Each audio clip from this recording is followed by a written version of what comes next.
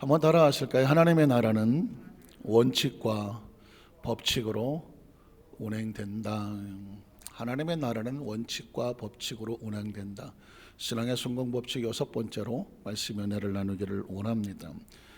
이제는 기억 속에서 가물가물하겠지만 이승엽이라고 하는 프로야구 선수, J리거에서 열심히 타격왕으로도 인정을 받았던 이승엽이라고 하는 선수가 기자와 함께 인터뷰했던 기사가 머릿속에서 잊혀지지는 않습니다. 그 J리거 시즌이 맞춰지고 이제 비시즌이 되면은 뭘 할까 기자가 묻습니다. 이승엽 선수에게 이제 리그도 마쳤는데 어디 가족들과 함께 일본의 온천을 간다든가 여행을 갈 계획이십니까? 그랬더니 고개를 절레절레 휘둘면서 이렇게 말하더라고요. 나는 지금 마음이 급한데 한국에 가서 그럼 가족들이 보고 싶으냐 했더니 가족들도 보고 싶지만 정말 한국에 가서 제일 먼저 하고 싶은 것은 뭐냐, 나에게 타격을 가르쳐 주었던 그 스윙 코치를 찾아가겠다는 것입니다. 스윙 코치를 찾아가서 그 시즌 동안에 열심히 홈런도 치고 안타도 쳤지만 사실상 여러 상황 속에 만나면서 내 폼이 많이 흐트러졌을 거라고 생각한다는 것입니다. 그래서 이 비시즌 동안에 제일 먼저 해야 될 것은 뭐냐면 원래 스윙 폼, 타격 폼을 다시 찾아야 된다. 이게 프로의 마음이었던 거예요. 쉬고 싶고 여행 가고 싶고 뭘 하고 싶지 않은 게 없겠습니까? 그런데 제일 먼저 하는 것은 자신이 자신을 아는 거죠. 지금 원래의 스윙 폼이, 타격 폼이 흔들리고 있다. 그래서 어떻게 쳐내기는 했지만 다시 내가 이 비시즌 동안에 이 스윙 폼을 올바로 잡지 않으면 내년 시즌에는 자신이 없을 수 있다는 것이죠. 그러고 보니까 오래전에 골프 황제 타이거 우즈가 똑같은 말을 했던 것을 기억합니다. PGA에서 황제라는 소리를 들을 정도니까 세계적인 선수죠. 1인 기업과 같은 건데 PGA 리그가 다 끝나고 나서 쉴 때는 어떻게 하느냐 그랬더니 이제 다 내려놓고 쉬고 싶어요 라고 말할 줄 알았습니다. 그렇지 않더라고요. 그 황제라는 타이거 우즈도 말하기를 나는 지금 빨리 스윙 코치를 찾아가야 된다는 거예요. 스윙 코치를 찾아가서 완벽해 보이는데 그의 폼은 완벽해 보이는데 아니라는 것입니다.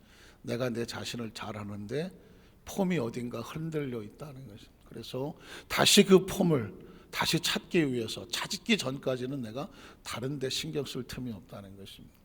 사실은 모든 운동선수가 다 그런 것 같더라고요. 그들이 나름대로 최선의 자리에 올라가기 위해서 그들이 해야 될 것은 원칙과 법칙을 마음속에 품는 거였었습니다.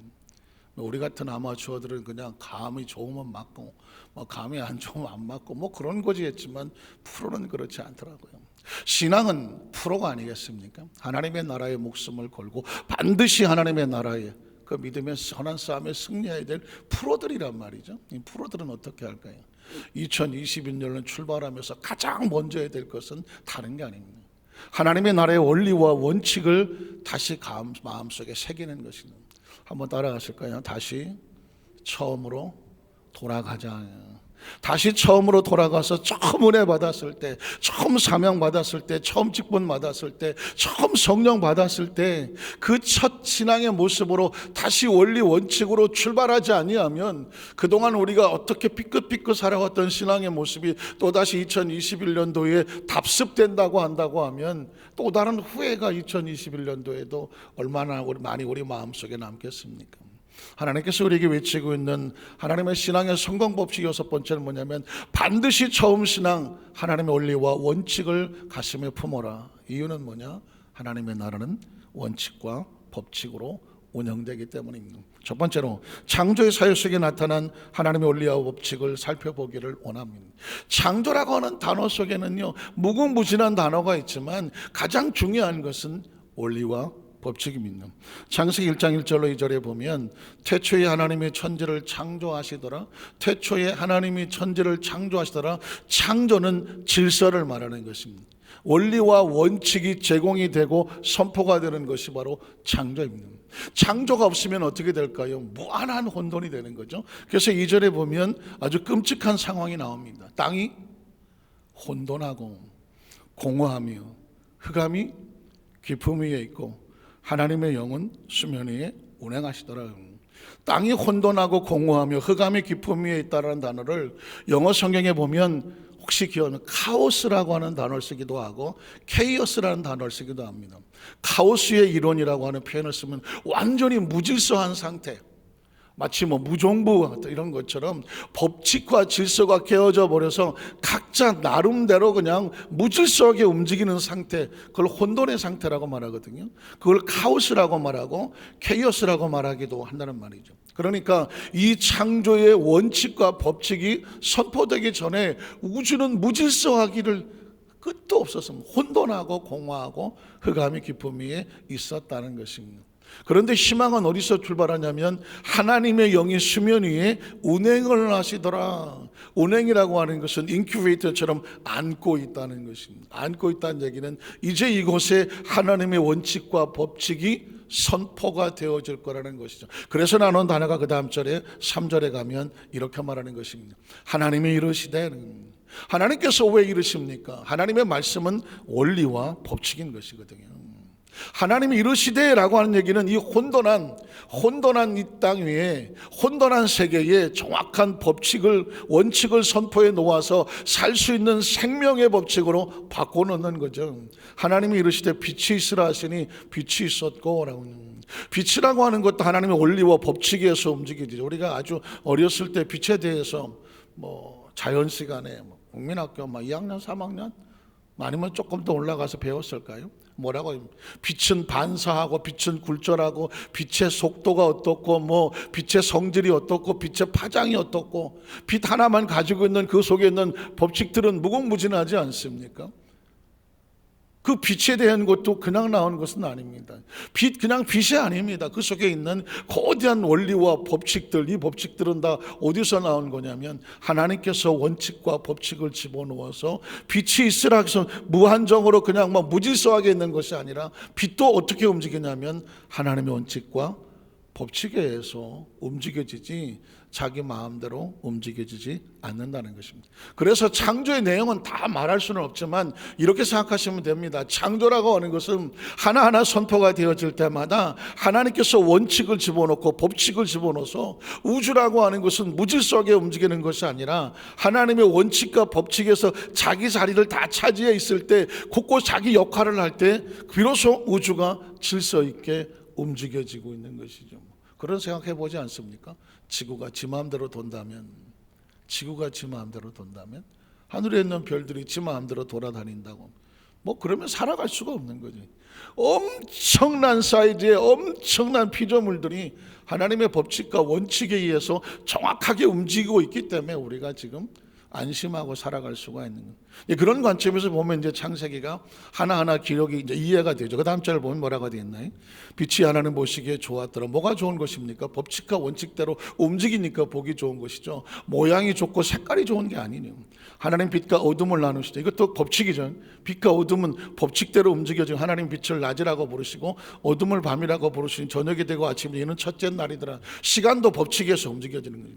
첫째 날은 시간을 말하는 것이고, 그렇죠? 태초는 시간을 말하는 것이고, 전지는 공간을 말한다면 역시 시간도 법칙 가운데 움직여지는 것이, 공간도 법칙에 의해서 움직여지더라는 것입니다.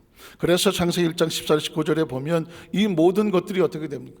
하나님이 이르시되 하늘의 궁창에 광명체들이 있어서 낮과 밤을 나누게 하고 그것들로 징조와 계절과 날과 해. 무슨 뜻입니까? 징조와 계절과 날과 해, 한마디로 말하면 정확한 원칙과 법칙대로 움직여야지 하늘의 별들과 궁창이고 이 모든 것들이 자기 멋대로 움직이지 못하도록 원칙과 법칙으로 정확하게 정해놓는 것을 볼 수가 있습니다. 그 다음 절을 보면 그래서 또 광명체들이 하늘의 궁창에 있어서 땅을 빛으로 하시니 그대로 되니라. 하나님이 두 큰 광명체를 반드사 큰 광명체로 낯을 뭐하게 하시고 주관하게 한다는 얘기는 역시 법칙과 원칙 속에다가 그것을 걸어 놓았다는 것이고 하시고, 또 작은 광명체로 밤을 주관하게 하시며 또 별들을 만드시고, 하나님이 그것들을 하늘의 궁창에 두어 그냥 두겠습니까? 무질서하게 두겠습니까? 정확한 원칙과 법칙에 의해서 자기 자리를 찾게 하고 땅을 비추게 하시며 낮과 밤을 주관하게 하시며 빛과 어둠을 나누게 하시니 하나님 보시기에 어떻더라? 좋았다는 거예요. 여러분, 하나님이 주신 건 빛깔과 때깔이 아니라고 말했습니다. 하나님은 원리 원칙에 하나님의 계획대로 움직여질 때 보시기에 좋았다라고 말씀을 하는 것입니다. 그래서 19절에 보면 저녁이 되고 아침이 되는 넷째 날이더라. 창조는 다양한 것들이 존재가 되지만 오직 하나, 생명을 위해서 시간이 존재하고 생명을 위해서 공간이 존재하는데, 시간과 공간은 자기 마음대로 움직이지 않죠. 하나님의 원칙과 법칙에 의해서 움직여진다는 것입니다. 그러니까 조금만 생각을 하면 지금 내가 살고 있는, 내가 존재하는 이 지구와 우주와 지금 내 주위를 싸고 있는 모든 시간과 공간은 정확하게 하나님의 창조의 법칙과 원칙에 의해서 움직여진다. 이거를 알고 살아가면, 모르고 살아간 사람들도 많겠지만 이것을 정확히 알게 살게 되면 이 모든 것이 하나님의 손길 안에 있다라는 것을 가슴에 품으면 비로소 우리는 하나님의 존재를 창조주로서 인식하지 않을 수 없는 것입니다. 최근에 어느 미래학자의 강의를 듣다가 보니까 조금은 좀 충격적인 얘기를 들었습니다. 미래학자들은 지금의 젊은 청년들은 22세기를 보기 어려울지 모른다. 22세기면 언제? 22세기면 언제야? 그랬더니 80년 후지. 지금 2020년대니까 2100년도로 가면 21세기라고 말을 하게 되는데, 이 지구학자, 기상학자, 미래학자들은 인류가 2021세기를 맞을 수 있을까? 라는 굉장히 충격적인 얘기입니다. 지금의 청년들이 80년 이후에 21세기를 맞이할 수 있다라고 보지 않는다, 이렇게 얘기합니다. 이유가 뭐냐면 지구라는 이 지구가 기상적으로, 자연환경적으로, 생태학적으로 이미 망가질 대로 다 망가진 상태라고 하는 것입니다. 전 충격적인 단어가, 지구는 이미 스스로 자정할 만한 자정 능력을 상실했다라고 보고 있습니다. 그래서 지금 우리가 자연을 보호하고 탄소 배출량을 줄이고 어떻게든지 지금 인간이 발전해 나고자 하는 어떤 그런 발전으로 인하여 자연이라든가 기상이라든가 여러 가지 인간의 삶의 질을 깨뜨려 내리는 이런 것들을 시도를 하고 복원의 작업으로 돌아가지 아니하면 아마 22세기는 오지 않을지도 모른다라고 생각합니다. 아주 가까운 여러분 시와를 보면 알지 않습니까? 시와가 옛날에는 자정 능력을 상실해서 썩은 물 아니었습니까? 그걸 살리기 위해서 얼마나 많은 노력을 했습니까? 결국 그 시와가 자정 능력을 회복을 하고 물고기들이 돌아오기 시작해서 이제는 아름다운 많은 사람이 찾아가는 곳이 됐지만, 제가 잘 몰랐는데 화성에 화성천이라고, 화성호라고 하는 또 저수지가 있더라고요. 화성호는 아시는 분은 아시겠지만 자정 능력을 상실했다고 하더라고요. 그거를 살려보려고 아무리 애를 썼는데 실패해서 화성에 있는 화성호는 시화와 다르게 거기는 물고기들이 살지를 못하고 지금도 물이 썩어가고 있다는 것입니다. 이 이야기는 뭐냐면 자정 능력이 있는 것쯤 사는 것이고 자정 능력이 없으면 썩는 것인데, 기후학자들과 미래학자들은 이 지구의 환경 상태가 생각보다 심각해요. 22세기 우리는 비관적으로 본다. 그럼 지금 80년 동안 뭘 해야 되느냐? 하나님께서 원래 만들어 놓았던 자연의 원리 법칙에 따라서 이걸 회복하고 스스로 자정 능력을 가져올 수 있도록 만든 그것으로 돌아가지 아니하면, 이 상태로 굴러가면 아마 지구는 22세기를 만나기 어렵지도 모른다라고 하는 우려 섞인 얘기를 하는 것을 제가 강의 듣고 조금 깜짝을 놀랐습니다. 기상학적으로 또 자연 생태계 지금 여러 가지 많은 우려 소리가 들려오는 것도 제가 들어봤는데 설마 했었거든요. 그런데 아닌 것이죠. 전 세계가 지금 다른 데 신경 쓸 것이 아니라 자연 재해, 자연 생태계를 보호하지 않으면, 코로나19도 결국은 어떤 인간이 만든 어떤 자연 파괴로 인하여 생태계의 어떤 무질서 속에서 자연이 공격하는 것으로 바라보기도 합니다. 그러니 우리가 창조의 질서 속에 하나님의 원칙과 법칙이 얼마나 중요하냐면, 이걸 우리가 무한대로 파괴하게 나가기 시작을 하면, 원칙과 법칙을 벗어나면 우리가 사는 환경과 여건도 우리를 스스로 공격하는 존재가 된다. 삶을 살아가면서 자연 생태계라고 해서 신앙과 상관없는 것이 아니라 그 원칙과 원리를 잘 지켜서 원래의 모습을 보존하는 것도 우리의 삶의 생명을 살리는 법칙이라는 것입니다. 두 번째로 보면 인간의 창조 사역에 나타나는 하나님의 원칙과 법칙입니다. 우주만 원리와 법칙이 있는 것이 아닙니다. 인간의 삶도 원칙과 법칙으로 움직여지는 것이죠. 창세기 1장 26절로 27절에 보면 하나님이 이르시되라고, 하나님이 이르신다고 하면 말씀을 하시되, 말씀은 뭐라고 말했죠? 원리와 법칙입니다.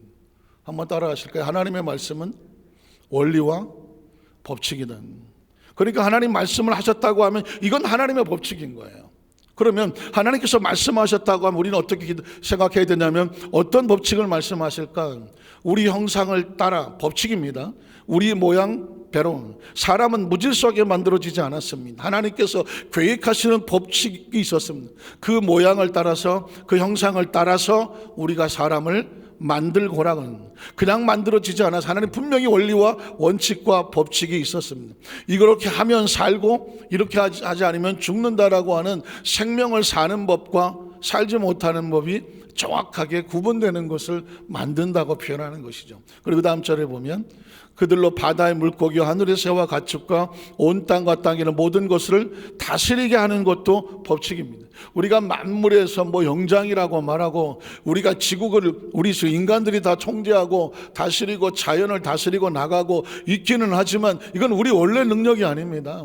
하나님께서 우리에게 원칙과 법칙으로 그럴 권한을 위임해 주셨기 때문에 우리가 그렇게 할 수 있는 것이다. 성경은 우리에게 법칙을 이야기합니다. 그냥 재밌는 스토리와 무슨 전설과 신화를 이야기하지 않습니다.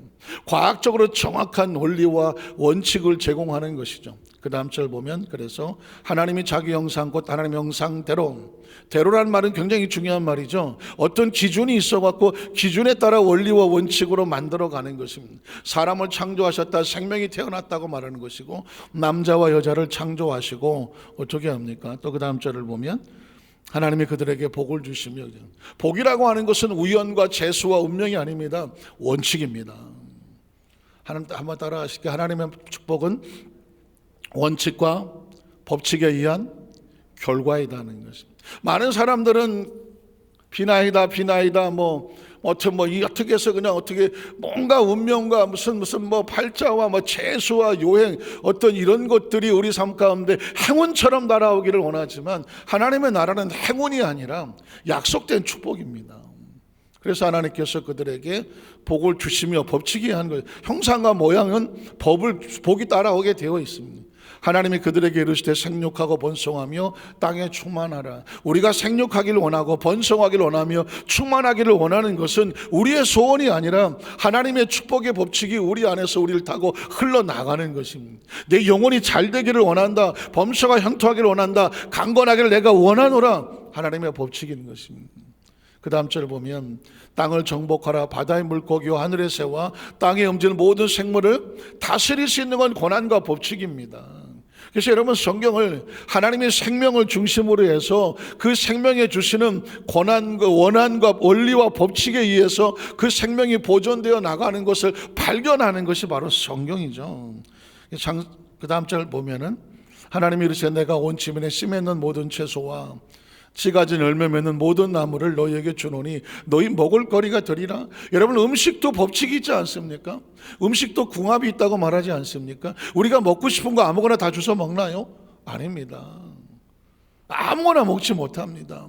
먹어서 되는 것이 있고 먹으면 안 되는 것이 있습니다.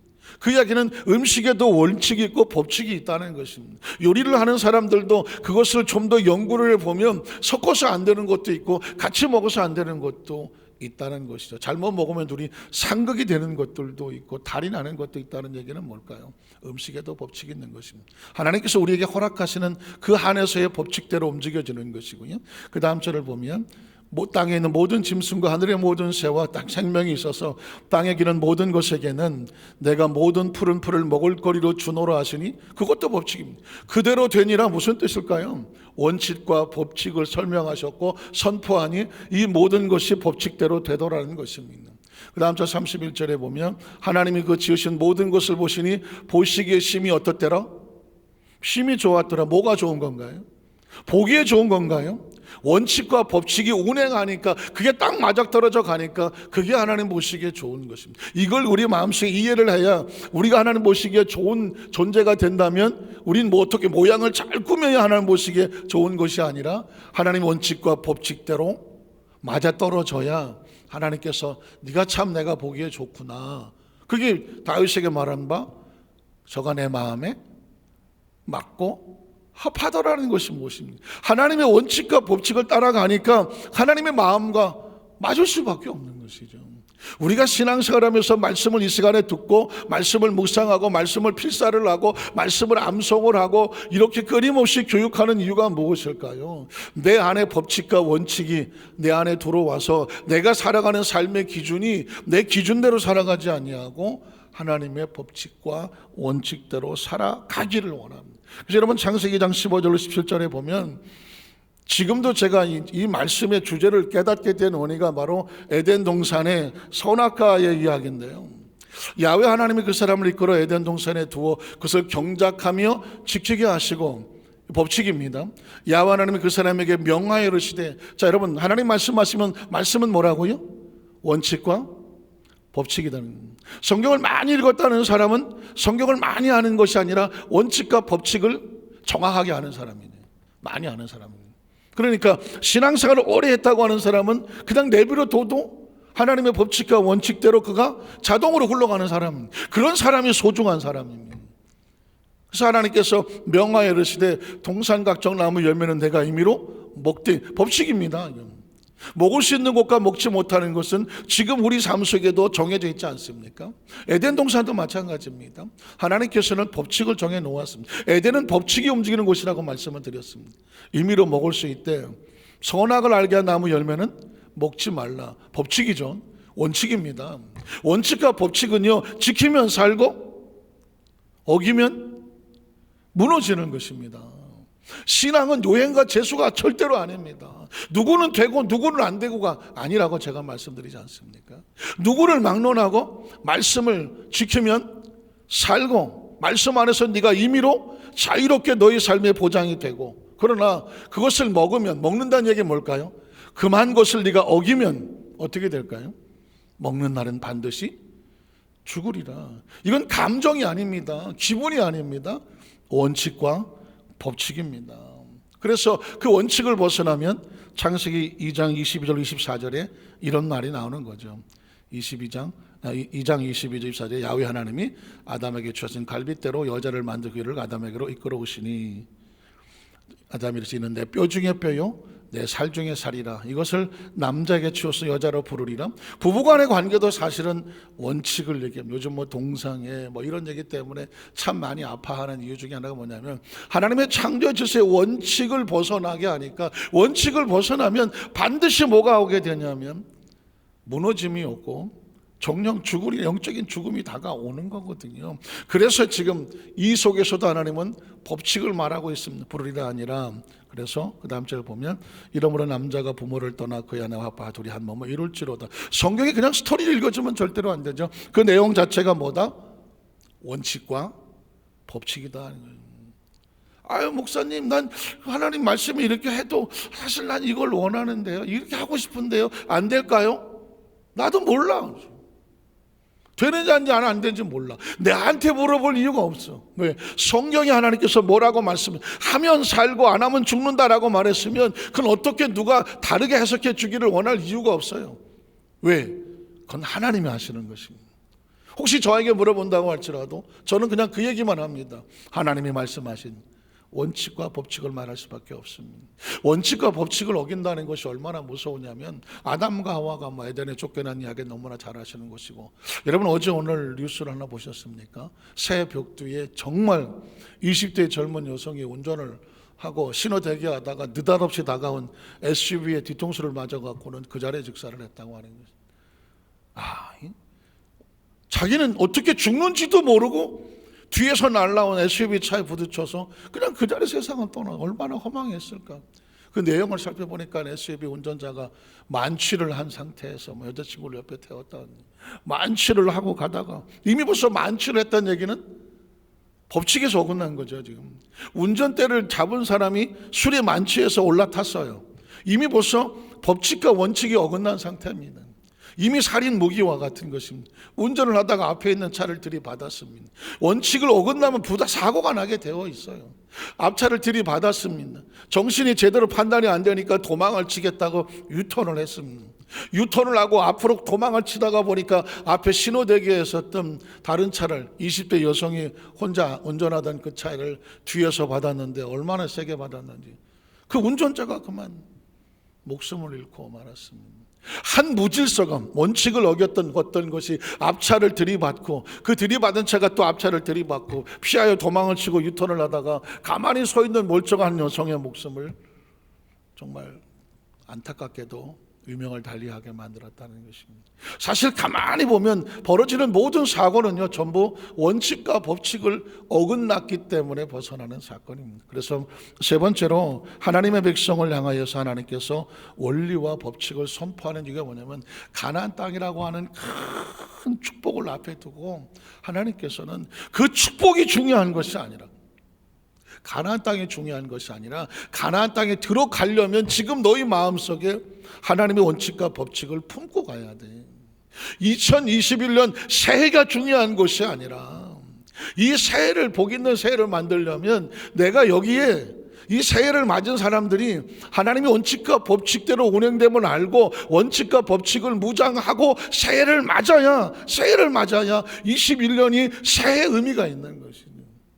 그 SUV 차가 얼마나 좋은 차인지 잘 모르겠지만 아무리 좋은 차를 줘도 운전대에 앉는 사람이 원칙을 어기고 술이 만취해서 그걸 끌고 나가면 그 차가 아무리 좋은 차고 뭐 비싼 차라고 해도 그 차가 축복이겠습니까?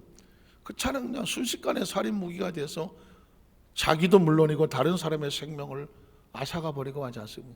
2021년이 무한한 축복의 한 해라고 말하지만 이 안에 원리와 원칙이 없으면 2021년에 무슨 짓을 하고 다닐지 누가 한단 말입니까? 신앙의 가장 기본적인 원칙은 중요한 것은 큰 축복을 앞에 두고는 반드시 원칙과 법칙을 가슴에 무장하고 가야 그게 축복이 되는 것입니다. 신명기 7장 12절로 15절에 보면 가나안 땅의 그 엄청난 축복을 앞에 두고 모세가 마지막 정말 피를 토하듯이 세 편의 설교를 하는 것이 신명기라고 말씀을 드렸죠. 신명기는 그 여호수아가 이끄는 가나안 땅에 들어가기 전에 모세가 마지막 진액을 쏟듯이 하나님의 말씀을 받아서 이스라엘 백성들에게 피를 토하듯이 메시지를 전하고 있는 게 신명기인데, 신명기란 뭐냐면 가슴의 뼈에 새기라는 것이거든요. 매울 신자에다 목숨 명자를 쓰는 것입니다. 아니 그냥 목숨의 색이라고 하는 것입니다. 그런데 그 메시지에 줄줄 흐르고 있는 내용이 뭐냐면 하나님의 원칙과 법칙을 가슴에 새겨라는 거예요. 가나안 땅이 축복이 아닙니다. 그 땅에 들어가는 사람이 이 원칙과 법칙을 품어서 그 축복은 외부에 있는 것이 아니라 내 안에 있는 것입니다.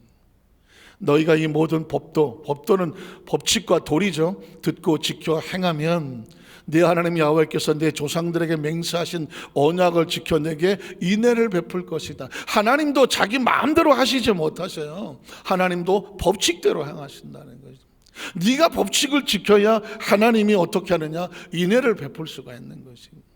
그 다음 절을 보면 곧 너를 사랑하시고 복을 주사 너를 번성하게 하시되 내게 주리라고 내 조상들 맹세하신 땅에서 내 소생에게 은혜를 베푸시며 내 토지의 소산과 곡식과 포도주와 기름을 풍성하게 하시고 내 소와 영을 번식하게 하시리니 네가 복을 받음이 만민보다 훨씬 더하여 너희 중에 남녀와 너의 짐승의 암수에 생육하지 못함이 없을 것이며 야훼께서 또 모든 질병을 내게서 멀리하사 너희가 아는 애굽의 악질에 걸리지 않게 하시고 너를 미워하는 모든 자에게, 미워하는 자가 뭘까요? 하나님 원칙과 법칙을 미워하는 자, 그들에게 걸리게 하실 것이다. 하나님이 쫓아가서 걸리게 하는 게 아닙니다. 원칙과 법칙을 어선하면 그냥 기다리고 있는 게 그런 것들이 사고가 난다라는 뜻입니다. 신명기 8장 11절로 16절을 보면 내가 오늘 내게 명하는 야훼의 명령과 법도와 규례. 신명기를 읽다가 보면, 아니 성경을 읽다가 보면 끊임없이 외치는 다가 법도와 규례와 율례와 계명과 하나님의 말씀과 야훼께서 명령하지 아니하시더냐, 야훼께서 이러시되 다 뭘까요? 하나님의 법칙과 하나님의 원칙인 겁니다. 이걸 끊임없이 머릿속에, 생각 속에, 의식 속에, 가슴 속에 반복해서 새기게 하는 것이에요. 법도와 규를 지키지 아니하고 네 하나님 야훼를 잊어버리지 않도록 삼갈지어다는 얘기입니다. 뒤집어 말하면 계속 묵상하여 내 속에 자동 반사로 나와야 된다는 거예요. 그게 신앙의 가장 기본적인 것이죠. 그러면 그 다음 절에 보면 내가 먹어서 배부르고 아름다운 집을 짓고 거주하게 되며 또 내 소와 양이 번성하며 내 은금이 증식되며 내 소유가 다 풍부하게 될 때에 네 마음이 교만하여 네 하나님 야훼를 뭐 할까요? 하나님을 잃어버립니까? 하나님을 잊어버리면 어떤 일이 벌어집니까? 하나님의 법칙과 원칙을 잊어버리는 것이죠. 하나님은 법칙과 원칙이에요. 그래서 하나님을 법칙과 원칙을 지킨다는 얘기는 하나님을 기억한다는 것이고, 법칙과 원칙을 행하지 아니하면 하나님을 잃어버린 것과 같아요. 하나님을 잊어버릴까 염려하노라. 야훼는 너를 애굽 땅 종되었던 집에서 이끌어내시고 너를 인도하여 그 광대하고 위험한 광야 곧 불뱀과 전갈이 있고 물이 없는 간조한 땅을 지나게 하셨으며 또 너를 위해서 단단한 반석에서 물을 내셨으며 네 조상들도 알지 못한 만나를 광야에서 내게 먹이셨나니 이는 다 너를 낮추시며 너를 시험하사 마침내 무엇을 내게 복을 주려 하심이었다는 것입니다. 원칙과 법칙을 지키는지 안 지키는지 그것을 알고 싶었다는 것이죠. 17절로 20절은 이렇게 나옵니다. 그러나 내가 마음에 이르기를 내 능력과 내 손의 힘으로 내가 이 재물을 얻었다 말하면 어떻게 될까요? 여기서 중요하게 숨어 있는 것은 네가 복을 받은 것은 원칙과 법칙을 지켜서 하나님 안에 있었기 때문에 돌아온 자동적인 축복인데, 네가 원칙과 법칙을 무시하고 야 이건 내 능력이지, 이건 내 손의 힘이지 라고 내가 재물을 얻었다 말하면 어떻게 되겠습니까? 그 다음 절을 보면 네 하나님 야훼를 기억하라. 그가 내게 재물 얻을 무엇을 줍니까? 능력을 주시는 것입니다. 재물 얻을 능력은요, 이걸 많이 비벼서 주는 게 아니라니까요. 재물 얻은 능력은요, 하나님의 법칙과 원칙에 따라 기다리고 있는 거예요. 법칙과 원칙을 지켜서 행하면 하나님께서 권세와 능력이 따라오게 만드는 거라는 거예요. 이같이 하심은 네 조상들에게 맹세하신 언약이죠. 언약이 뭐예요? 약속이죠. 약속은 뭐죠? 법칙입니다. 계약은 법칙입니다. 지키면 그 안의 것이 내 것이 되는 것이고, 계약을 어기면 페널티를 묻는 거 아니겠습니까? 거기에 대해서 뭐 손해배상하고 막 대가를 막 치러야 되는 것이고, 계약금 띠끼고 하는 거 아니겠습니까? 띠끼고는 표준말 띠끼고, 경기도 사투리네. 띠끼고. 어쨌든 언약을 오늘과 같이 이루려 하심이니라. 내가 만일 네 하나님 야훼를 잊어버리고, 계속 이 얘기하지 않습니까? 잊어버리고 다른 신을 따라 그들을 섬기며 그들에게 절하면 내가 너희에게 증거하노니 너희가 반드시 어떻게 될까요? 멸망할 것이다. 그래서 야훼께서 너희 앞에서 멸망시킨 민족들 같이 너희도 너희 앞에 멸망시킨 명적이 왜요? 하나님 원리와 법칙을 따르지 않았기 때문에 망한 거거든요. 너희라도 원리와 법칙을 따르지 아니하면 너희도 망해. 그러니 이런 너희가 너희 하나님 야훼의 소리를 뭐 하지 않아요? 총정이 뭘까요? 법칙과 원칙을 중요시 여기지 아니하고 순종하지 않았다는 것입니다. 2021년을 출발하면서 제가 작년 말초부터 하나님 새해에 하나님 비전과 꿈을 주시옵소서 말씀을 묵상하는 가운데 제가 말씀 속에 하나님의 가슴이, 하나님의 마음이, 심령이, 법칙이 얼마나 중요한지, 그래서 여러분 신앙의 성공의 법칙을 지켜서 어떻게 크게 번성하라고 하는 것입니다. 원칙과 원리로 돌아가야 되는 거예요. 다음 세대를 선교하려니까 이 법칙을 가르쳐야지. 부모가 가르치고 교사 선생님들이 가르치고 교회 재직들이 가르쳐야지. 그래야 그들이 뭐가 됩니까? 말씀 안에 들어오는 선교가 되고, 그들의 삶은 교육만 시켜놓으면 어떻게 될까요? 그들의 삶은 내가 쫓아다지 않아도 하나님의 축복으로 그를 이끌어 가시는 것이죠. 그게 여러분 비전이 그렇게 중요한 것입니다. 그래서 마지막 네 번째로 예수 그리스도를 믿는 것은 우리는 구원의 법칙과 약속을 믿는 것이지 어떤 무슨 뭐 위대한 성인을 믿는 것이고 무슨 뭐 어떤 그 요행과 제수를 그냥 나만 잘 되고 이런 어떤 그 자기 중심적인 신앙이 아닙니다. 이건 누구를 막론하고 법칙과 원칙으로 예수를 믿는 것이다. 요한복음 3장 16절 본문은 그래서 이렇게 나오는 것입니다. 하나님은 어떻게 하시는 분? 법칙과 원칙으로 운행하시는 분. 세상은 뭘까요? 하나님의 원칙과 법칙이 이루어져야 되는 것. 이처럼 사랑하사 그 무질서한 케이오스 혼돈 속에 하나님의 법칙을 집어넣기를 원하셔서 어떻게 하십니까?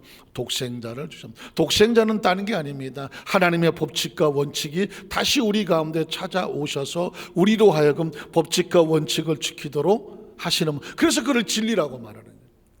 내가 진리다. 내가 길이요 진리요. 길이 뭘까요? 가는 길이잖아요. 길은 길도자를 쓰고 법이라는 뜻입니다. 진리는 뭘까요? 절대 타협하지 않는 유일한 절대 진리는 예수님을 통해서 그 길과 진리는 법칙이라는 거예요. 예수를 믿는 거는 그래서 감정과 기본으로 믿는 것이 아니라 원리와 원칙을 믿는 것입니다. 독생자를 주셨으니 어떻게 됩니까? 그를 믿는 자마다 믿는 게 뭐라고요? 원칙과 법칙대로 살아가는 자마다 어떻게 멸망할 수가 없는 거예요. 멸망하지 아니하고 영생이 뭘까요? 생명의 보호가 되니까 영원한 생명을 얻게 하려 하십니다.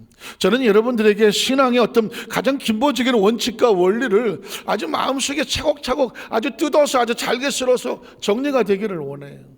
기분적으로 어떤 때 좋으면 예수를 믿는 것 같기도 하고 기분 나쁘면 뭐 예수를 믿는지 안 믿는지도 모르고 고등학교 졸업할 때까지는 신앙생활 잘하다가 대학 가고 직장 가면 또 신앙을 다 잃어버리고 또 이쪽에 저렇게 피투성이 되다가 나중에 이렇게 저렇게 깨지고 다시 그때도 하나님 하고 돌아오고 이런 어떤 패턴이 반복되는 게 싫은 거예요. 이제.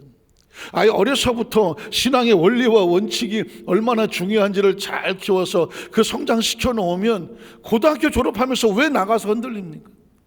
대학을 가는데 왜 흔들립니까? 군대 가서 왜 흔들립니까? 시집 가서 왜 흔들립니까? 직장 살면서 왜 흔들립니까?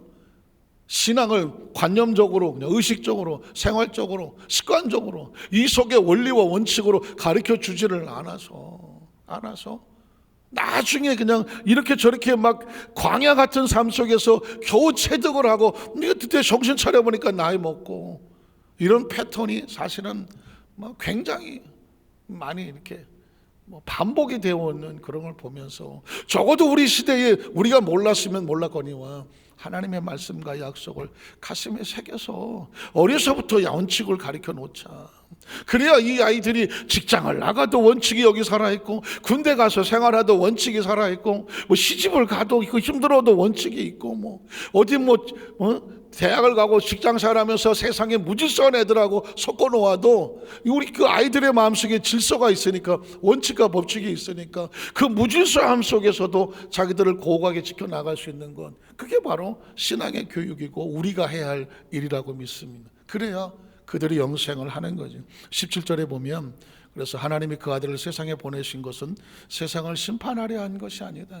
원칙을 주려고 하셔서 우리를 살리려고 하는 것이지 원칙을 갖다 대고 너 이렇게 안 하니까 죽인다 심판하려는 것이 아니다는 거죠. 그 다음 절을 보면 그로 말미암아 세상이 그로 말미암아 세상이 어떻게 구원받아요? 원칙과 법칙을 찾았으니까.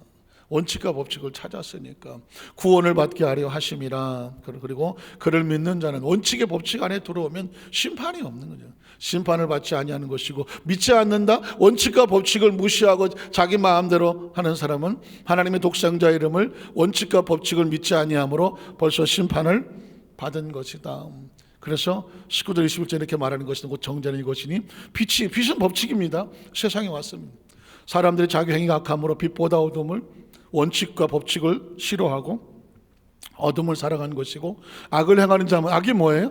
원칙과 법칙에서 어긋나는 사람이죠. 악을 행하는 자마다 빛을 미워한다. 법칙과 원칙이 싫어.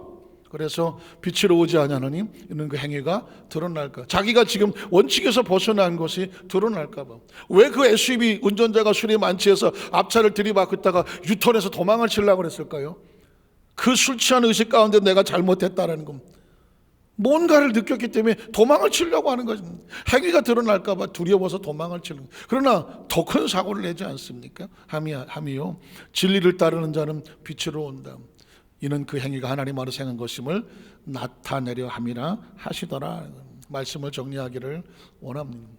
작년 연말에 그 국민일보에 이런 그 기사 하나가 있더라고요. 사진이 될까요? 제가 새해 말씀을 이미 벌써 작년에 준비를 하고 다 원고도 다 꺼내놓은 상태인데 읽다가 깜짝 놀랐어요. 국민일보 12월 29일 화요일 날 날짜에 뭐라고 됐냐면 위드 코로나 2020년도에는 위드 코로나와 함께 있어서 힘들었잖아요. 그런데 이제 2021년도에는 위드 크라이스트라는 말을 쓰죠. 코로나 때문에 힘들었지만 2021년은 그리스도와 함께 위드 크라이스트라는 말을 썼습니다. 자, 그러면서 2021년 새해 어디로 돌아가자고요? 신앙의 기본으로 돌아가자. 이런 사진을 제가 그냥 작가닥 사진을 찍었죠. 이건 저는 지금 이미 이 말씀을 준비하고 그리고 다 기다리고 있는데 누군가 이 기사를 이렇게 써놓은 걸 보면서 이제 가끔 이런 마음이 들죠. 뭔가를 준비했는데 똑같은 소리를 들을 때 이게 하나님께서 우리에게 주시는 메시지와 같구나. 지금 이 국민일보 언론 기사 속에서도 2020년 대한민국이 아니 전 세계 교회가 다시 출발해야 되는 것 중에 하나가 뭐냐면 이런 고비를 지나갔을 때 우리는 다시 신앙의 기본으로 돌아가야 돼요. 왜냐하면 하나님의 원리와 원칙으로 움직이시고 창조도 원리와 원칙이고 인간의 창조도 원리와 원칙이고 큰 축복을 앞두고 또 하나님은 원리 원칙을 강조하시고 예수 그리스도는 원리와 원칙이에요. 그래서 매 순간마다 분차마다 하나님의 원칙과 원리를 기억하면서 원칙 안에 있나? 원칙 바깥에 있나? 이것을 잘 확인하면서 원칙 안에서 가십시오. 그러면 그에게는 심판이 없으며 빛이 있으며 하나님 안에 있으며 그게 구원이며 영생이며 또 하나님께서 하시고자 한 마음에 맞으며 그렇죠? 그것이 축복의 한 해가 되는 2021년 한 해가 바로 원칙과 원리를 잘 지켜서 크게 번성하고 우리 자녀들이 그것을 보고 배워서 그들의 세계 속에서 그 축복이 펼쳐져 나가시기를 주님의 이름으로 축원합니다. 기도하겠습니다. 하나님 아버지 감사합니다.